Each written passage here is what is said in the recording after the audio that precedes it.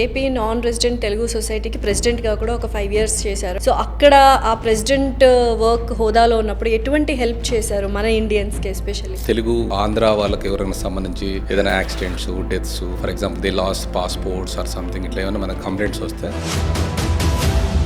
ఎందుకంటే మన గవర్నమెంట్కి ఎవరు పే చేసి ఇక్కడ సర్వీస్ చేసే వాళ్ళు ఎవరు ఉండరు కెనడాలో. సో ఇప్పుడు మీరు కెనడాలో అన్ని కంపెనీస్ పెట్టారు, మళ్ళీ ఇండియాకి వచ్చి వివిఆర్ ఓవర్సీస్ ఇమిగ్రేషన్స్ ఎందుకు పెట్టాలనిపించింది? I seen lot of student over paid for the immigration. Student offer letter తెచ్చుకొని యూనివర్సిటీలో జాయిన్ కావడానికి వాళ్ళు చెప్పే మాటలు, I use to hear lot of complaints. Just ఒక్కసారి స్టూడెంట్ వీసా కోసం అని వివిఆర్కి వస్తే జాబ్ కావాలన్న ట్రైనింగ్ మీరే ఇస్తారు, సో జాబ్ కూడా ఇప్పించే అవకాశాలు ఉన్నాయి, ఎందుకంటే యూ హ్యావ్ ఎ నెట్వర్క్ కాబట్టి. నెట్వర్క్ కాదు, this officially we do it. కొన్ని కన్సల్టెన్సీస్ స్టూడెంట్స్ని మోసం చేస్తున్నాయి, వీసా రిజెక్ట్ అయింది, ఇట్స్ యువర్ అంటే మీ ఎండ్ నుంచే రాంగ్ ఉంది అని చేతులు దులిపేసుకుంటున్నారు. అందులో ఆ మోసాలు ఏంటి? ఇక్కడ కన్సల్టింగ్ వాళ్ళకు కూడా, కంపెనీ వాళ్ళకు కూడా 90%